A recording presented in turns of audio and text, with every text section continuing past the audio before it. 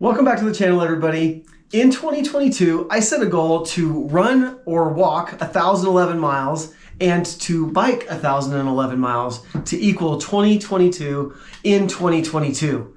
And as of Thanksgiving Day 2022, I met my goal. Yes, you did. I'm at 2,022 miles. Plus some more. So I wanted to take a few minutes to celebrate the accomplishment and to talk about... Like that? Not quite like that. And then I want to talk about goals for 2023. What were the origins of the goal? Okay, so we're part of an amazing group of friends, albeit a little crazy. It's our Strava family. Our Strava family created this challenge. I don't know why. They like to have a crazy challenge every year. I like having friends that make me feel lazy. Those are good friends to have. Yeah. I agree with that. So they actually set up this like Strava challenge and invited a whole bunch of people, us included. And so there were two categories. There was the run, walk, hike, snowshoe. Yes. Category. Yes, that's what counted. All those counted. And you had to have 1,011 miles in that category. Moving yourself forward by your feet. Yep. Okay. Category number 2 Biking. was biking. Road bike, Peloton bike, mountain bike, gravel bike, e-bikes didn't count. As long as you had some way to physically do all the work yourself and count miles. Correct. And then Strava kind of calculated it all with each workout, which is super cool. So this was one of the first years as far as biking goes that I didn't do a ton of road biking. Neither did I. It was almost all mountain bike. Mm-hmm. And we had, a lot of elevation gain and not nearly as many miles. So I think as of today, I think I'm at like 1,500 miles. Ooh, let me check. Okay, I'm at 1,300 miles on the bike. However, none of my spin classes counted. No, I didn't count any miles in your spin classes. No, that didn't count, so that could have been different. You are at 1,539. 1,500 miles. Most of that was mountain bike. There was a lot of good elevation gain in there. I've actually tried to break down the numbers. I'm at least 80 to 90,000 feet of climbing. That's amazing. And you did that Yellowstone ride that I didn't do. Ooh, yeah. Yeah, I got a good 30 or 40 miles that day. Mm-hmm. Yeah. So that was the biking. I did a lot of Peloton in the winter. Mm-hmm. Did a lot of mountain biking throughout the summer, spring, summer, fall. Yeah. So I think I could have done better on the mileage. I think I've done other years where I've gotten way more biking miles. How about you? Yeah, last year and then 2019 when I was Ironman training, way more bike miles. Way more than that. But mountain biking in and of itself is just slower and not as many miles. And we just chose to focus on that instead of road biking this year. That's just how it goes sometimes. You just rotate around what you want to do. We're really close on mileage, on cycling mileage between the two of us. Yeah. Which makes sense because we did most of it together. Yes, we did. When our group set that goal, I took it pretty seriously. Like, it was something that I really wanted to accomplish because I don't know if I've ever tracked my hiking, running, walking mileage. Right. And I don't think I've ever done it more than 1,000 in a year. I've never. Not ever. Even all the years I marathon trained, I've never hit that. So when the group set that goal, what were you thinking? Did you want to accomplish it? Because I totally was like, I'm all in. No, I was like, I'm going to fail this. Right from the beginning? From the beginning. No, I thought it was a cool goal, but I also I knew I could do the bike, but I was like, there's no way I can do that run. I'll try, but I'm not confident. And as it turned out, I am not even close. So what came first? Was it the confidence, the lack of confidence that translated into not doing it, or the not doing it that translated into the lack of confidence? I was not in a good head place for a challenge like that, and I struggled with a lot of injuries that were running specific. Yeah. A lot. And that really, like when you get shin splints, you're like, well, I need to back it off and let everything heal. Yeah, for sure. And then when you have plantar fasciitis, you're like, well, I should pull it back and do something else. Well, I let that heal. Now my knee's hurting. I wanted to do more hiking. But the kids' schedules as teenagers, to me, felt so all-encompassing, especially during the summer when we can do those things. I couldn't even figure out how to get out for 5 hours because that's how long it takes to do a hike around here. You got to drive there, do the hike, drive back. Yeah. And I couldn't, you know what I mean? Just couldn't wrap my head around the schedule. After the last 5-6 months since you knew that you really weren't going to be able to do this goal, what have been your thoughts about why it didn't happen? Was it the wrong goal? Yes. All the above? It wasn't my goal. When they presented the goal, you accepted it as your goal. I did. And it was presented to me, and I was like, I don't like that for me. Like, it wasn't my goal. It was presented to me, and I never encompassed it. That is the danger in doing a group goal. Yeah. If you're not totally bought in, you're putting your ladder against the wrong wall. And you know what? You were, and I wasn't. Right. And that's just, I think for me, it was just timing. And for you, it was just timing. Because do you remember when I was marathon training, when we lived in North Carolina, and I tried to get you to run with me? And after 2 miles, you were like, I'm out. Yeah. I don't do this long distance running. Master's degree put me out of the running for that goal. Well, you didn't switch to long distance running until I signed you up for a half marathon after we moved to Idaho. Yeah. Like, you were like, 3 miles, that's it, that's all I need. Yeah, this has been a more recent occurrence Yes. for me. Like, so this is since what, 2015? Yeah, so I'd say it's also about the timing. Yeah. Timing for sure. Timing in life. Yeah, that's a good point. You embraced it as your goal, and I did not. And I was really cognizant of that. When I first heard this goal, I thought to myself that if I didn't own this goal, I would never see it happen. So the way it breaks down mathematically, because I'm interested in that, is it's approximately 80 miles a month. Right. To hit that goal, approximately. So in January, I don't remember what my deal was in January. If it was like I was busy with work or if I did have an injury at the time, I can't remember. But I do remember that I only got 30 miles in January and I needed 80. Right. So in January, I was like, I'm screwed. I give up. There were so many months left. You were only 50 miles behind on a 1,000-mile goal. This goal was a constant reminder that I was a failure. That's the danger of doing someone else's goal. Since it was 80 miles a month, my goal was actually 100. Oh, give yourself a buffer. I gave myself a buffer because I knew that as soon as I finished that ultra marathon race in July, I would hardly run for 2 months. Is that what happened? It's actually exactly what happened. After the race, I probably averaged 5 to 10 miles a week. Still more than I was doing. Yeah. 5 to 10 a week was my average. But I've picked it back up in the last little bit just because I knew, well, first of all, I signed up for the race again. I don't want to talk about that. And so did you. Yeah, I don't want to talk about that right now. Yes, but did I force you to sign up for that race? Everyone else did. What? The pressure was so intense. There was no pressure. There was so much pressure. Every single one of our friends is doing the race. Everybody. They rented a house for 30 people the night before and the night after, I think. Literally everyone's doing it. And I kind of want this shirt. It's so soft. It's so nice. It's so soft. It's one of my favorites. It's like, this is a nice texture. When I first saw it, I was like, that's kind of a lame shirt. And then I put it on, I'm like, I like this shirt. It's super, super nice.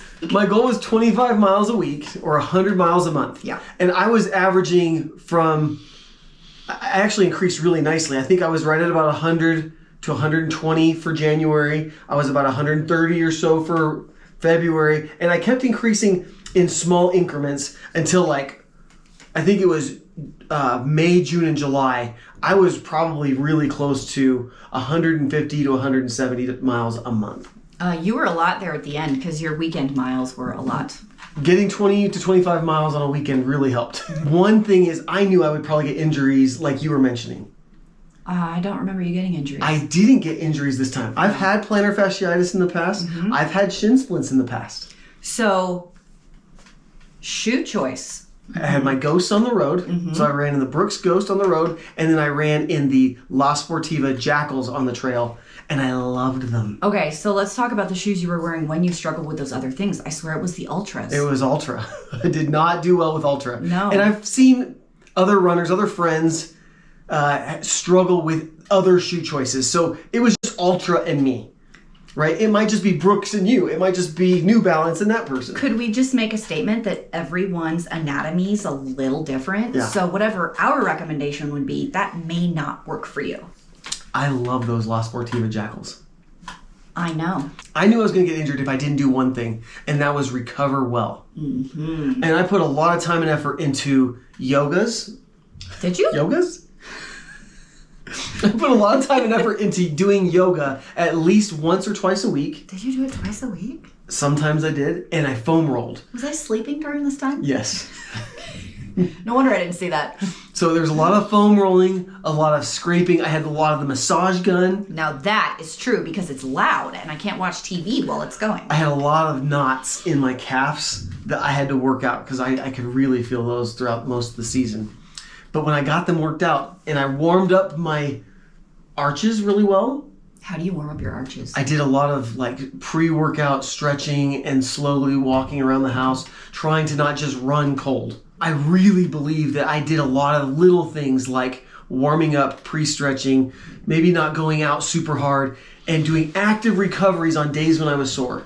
I would spin on the bike. I would go out for a bike ride. I would go for a quick walk with you. You and I did a lot of walking that way. Did a lot of walking. That's where most of my miles came from. Active recovery became something I totally believe in because I didn't get injured.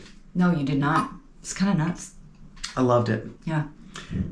One other thing I have to say about this whole goal that I loved is being able to train for a ultra marathon in July. I had put a lot of training in spring. That is very hard around here. It was super hard, but you know what was super fun about it? I felt so strong. I could do any hike that I wanted to without any training. Just being physically fit enough to do any adventure I could ever plan out was powerful. It was fun. It was a little annoying for the rest of us. Because the rest of us were struggling and we were like, we're not as fit as you. Slow down. So this all brings me to ask some really hard questions. Now that I met my goal for 2022, and you've learned a lot about what your goals should and shouldn't be for 2022, what are the goals for 2023? Mine are loose at the moment. I don't have them. I don't have them. I've been marinating on what the goals should be. Been thinking about it. I've toyed with an elevation goal. I have toyed with doing the mileage again. Okay. Like 1,000 miles of running because I still have never done it. Like I just haven't done it. Yeah. And here's the thing is I really love biking. I'm good at swimming. It's what I'm best at. But I'm pretty good at biking. I improved a ton this year in my mountain biking skill and strength, which actually did transfer over to my road bike during Lodaja. Right. I set some serious PRs. I was moving on my Lodaja leg, which was really fun because I was like, oh, who is she?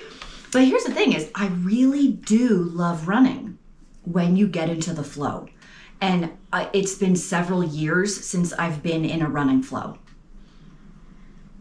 It's been a rough couple of years, I think, for everybody. The last time I was there was 2019. 2020, let's just not even go back there.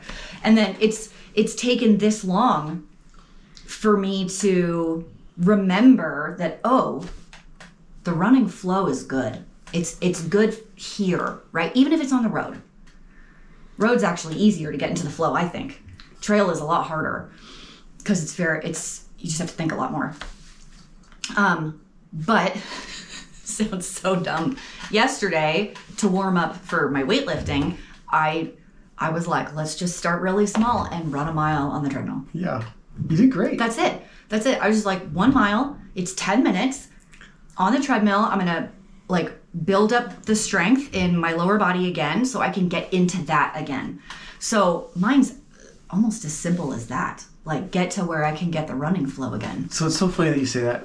When I met my goal on Thanksgiving Day, was it a big celebration?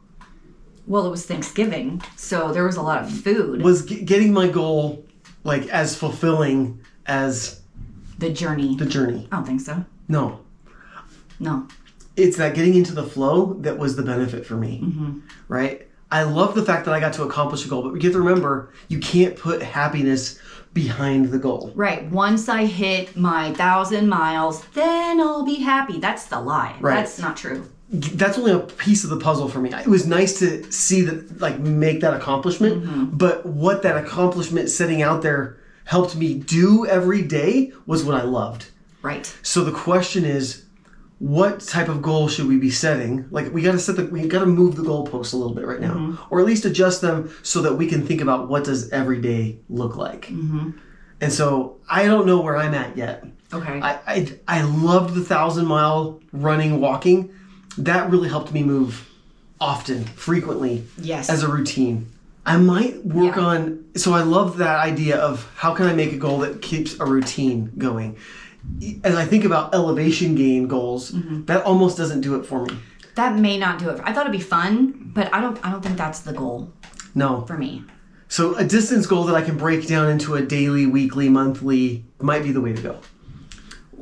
Oh, okay. What if I did 5,000 miles in the year, bike, run combined? Oh.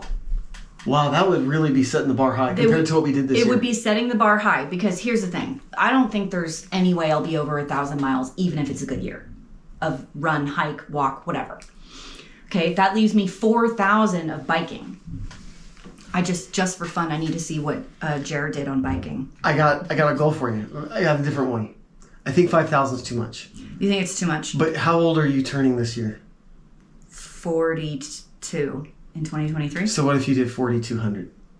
Okay. Right? Okay.